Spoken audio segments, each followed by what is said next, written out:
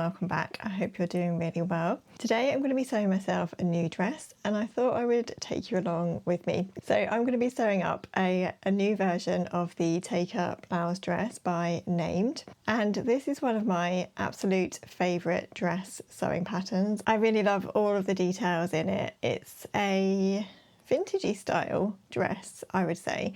It has a V neckline, an empire style gathered bust with a really pretty gathered yoke at the back as well, and then the skirt part of the dress is formed from lots of different panels and it buttons all the way through, so there are quite a lot of buttonholes and buttons to do when we get to that stage. But I just think it's such a pretty dress, and in contrast to some of the other dresses that I have in my wardrobe, it's a little bit more fitted, and I really like the way that it's sort of fitted through the under bust and then it flares out over your hips, and it's quite long and floaty as well. So I find it a really lovely summer dress. For a while now I've wanted to sew a gingham version, and so I bought myself a really beautiful cotton double gauze gingham fabric from Higgs and Higgs. So this is one of those reversible ginghams, so it has a smaller gingham check on one side, and then on the reverse, depending on which way you're holding the fabric, of course, it has a larger gingham check.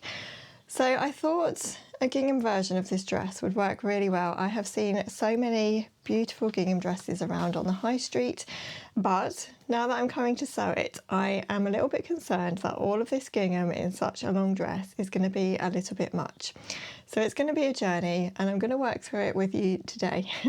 So one way I'm thinking that I might be able to get around it looking a bit much is to remove the sleeves and have the dress sleeveless instead.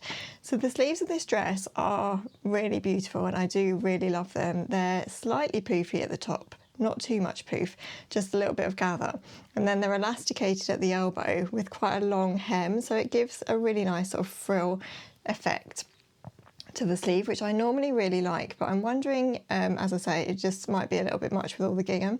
So what I'm going to do is make the dress to the point of inserting the sleeves. I have cut the sleeves, and what I'm going to do is just try on the dress before I actually sew in the sleeves and see what I think. If I do want to make the dress sleeveless, I will need to slightly alter the armhole, and I will talk you through that as and when I come to it. But yeah, I'm going to work through the process with you and we will see how it goes. So I have everything cut out now and I'm ready to get sewing. This dress does come together quite nicely and probably quicker than you might think because it is such a big long dress. But what I tend to find quite difficult with this dress is that you have to make sure that you're getting the right panels in the right places, and you need to make sure that you're matching the right seam to the right seam, if you know what I mean. So let's get into it, shall we?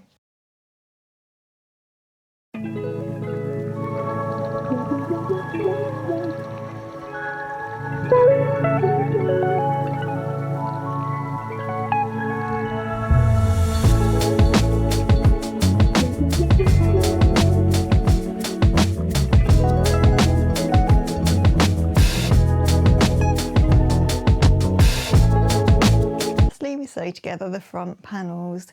These are so long, and as I said, it is quite confusing to make sure that you get them in the right place, so I find it easiest to lay the pattern pieces out on the floor, match up the notches and make sure that I'm pinning the right pieces together. So we start with the front panel pieces, then we move on to the back panel pieces, and then sew the whole of the skirt together at the side seams. There is a lot of long straight sewing to do in this part of the dress construction, so I settled in with a podcast for some nice straight sewing.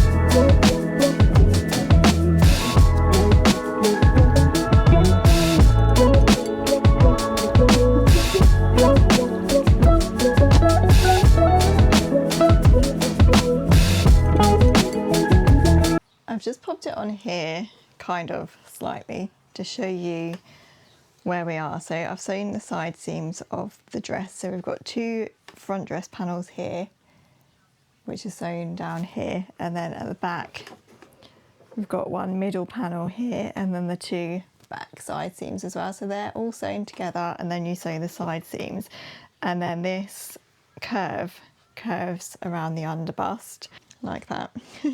So the next thing we need to do is gather the bodice parts into the back of the dress. So there are some notch pieces along the bodice pieces. So at the front bodice pieces, we gather just between these two notch points at the front, and that will give you the nice empire sort of gathering along the bust line. And then there are some notches in the back panel piece, which will gather into the curve of the back panels.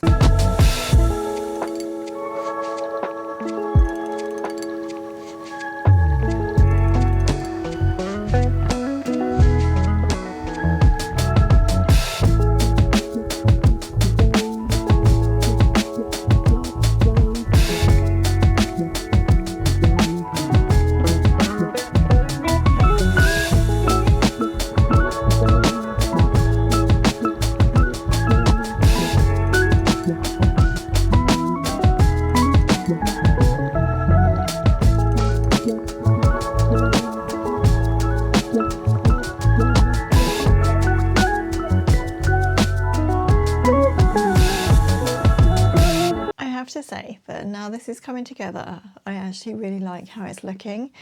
I am thinking at the moment that I'm probably going to go all in full sleeves because I just really like the gingham more than I thought I would. But we're not quite at sleeves yet. The next thing we need to do is do the facing and the button band. So the facing is actually finished into the hem. Now I am 5'3", which is quite small, and named clothing patterns are drafted for a taller person. I think about 5'7". I'd maybe check on their website what their patterns are drafted for, but I'm pretty sure that they're quite a bit taller than I am. So when I started making this dress, I did shorten the dress originally so that it came to sort of mid-calf length, I think. But last year I realised that I wanted my dress a little bit longer, so I made my stripy version come down to sort of more maxi length, so it finished just above my ankle, and I really liked that length. So I now make my dress full length, and I just take up a little bit of a bigger hem than they suggest to do. So the hem allowed in the pattern is a 1 centimetre turned over again to make a 2 centimetre hem, so you're only losing 2 centimetres off of the length. And I'm just going to change that slightly. I've just been and measured this actually against my stripy version, which I know I really like the length of, and that came up about 3 centimetre hem. So I think what I probably did last time was take up a 1.5 centimetres and then 1.5 centimetre again. So one thing you need to think about if you are going to be taking a shorter hem than what the pattern suggests is that you also need to shorten your button band. So this button band and facing is finished in a really nice, neat way. So you put the button bands on first and you attach those to either side of the dress and you sew those into the bottom of the hem. And then you finish the sort of the neck facing bit into the shoulder seams. I'll try my best to show you as I go along, but it's a really nice, neat finish.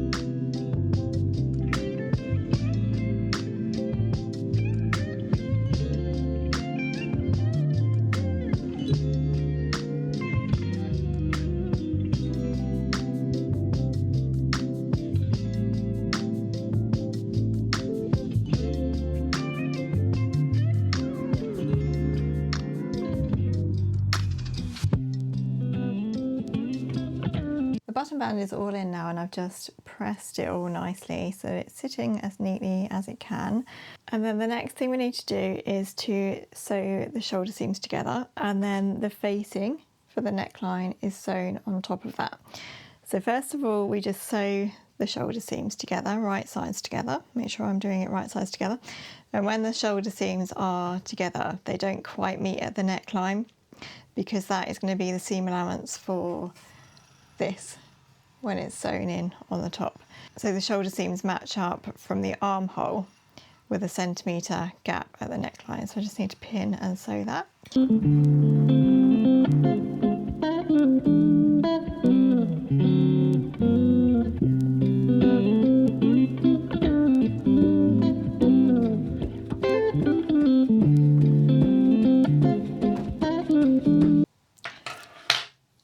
So I've just sewn the shoulder seams together with my 1cm gap, and then I've just finished the bottom of the neck facing as well.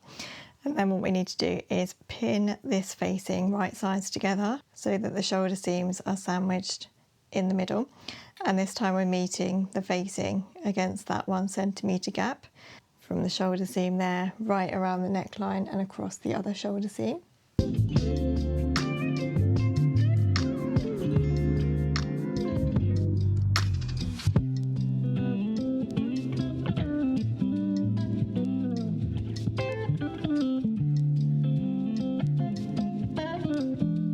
Good morning, it is the next day now.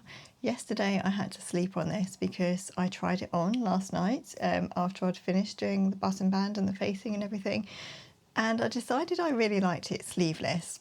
But there's really something about me that also thinks this is going to look really good with sleeves on. So I am in such a dilemma at the moment. I really don't know how to finish this, and I wish I could ask you in real time. I really need to get this done. I do have something to wear this for actually next weekend, so I do need to get it done.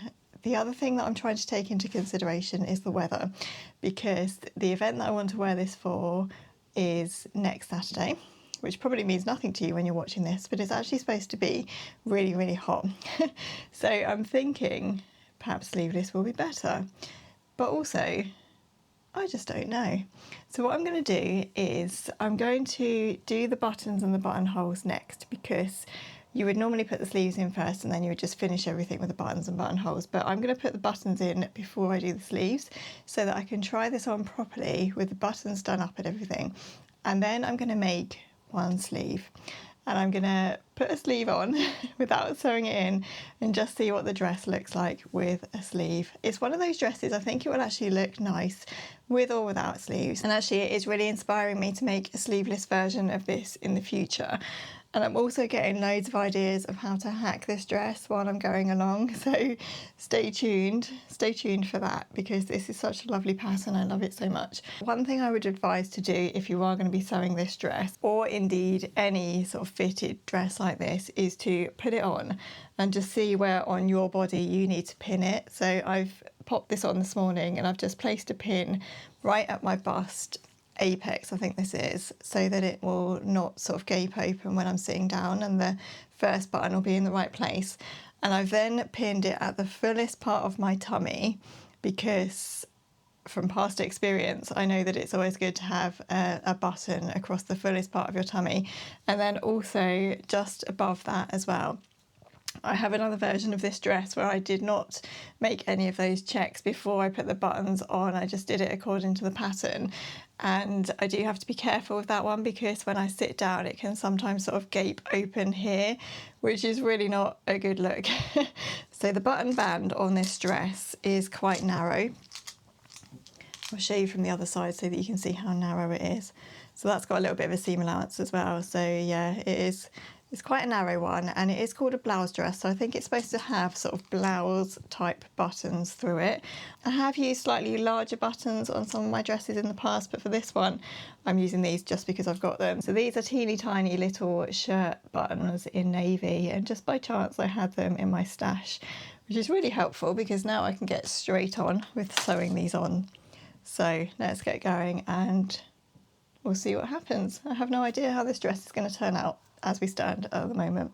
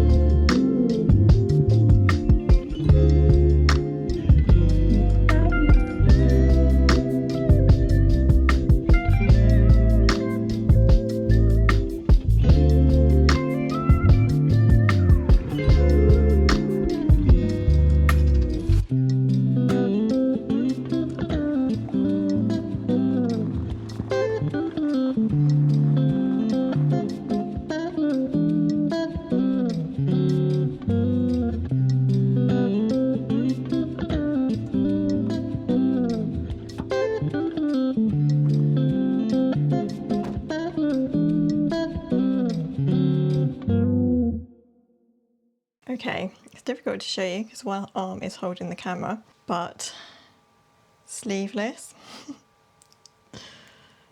sleeved. I think I'm going to go sleeves. I really like the little puff sleeve. I think it finishes it off really nicely. Okay, I'm pleased.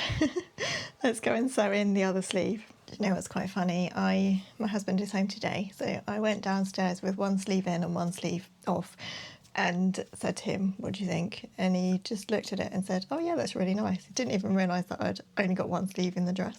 I was like, well, what about the sleeves? But he voted for sleeves as well, so I'm really pleased because that's always a good sign, isn't it? So anyway, I'm pleased with those sleeves. I'm glad they don't look too much. I really like this sleeve actually because it's not too overdone, you know, it's put in flat at the shoulder, so there isn't really any gathering at the top, and then you've just got the pretty frill. So actually it's not like you've got these big poofy gingham sleeves, which I think is what I was imagining in my head. So that is good. So I'm going to sew in this other sleeve and then I will show you the finished result.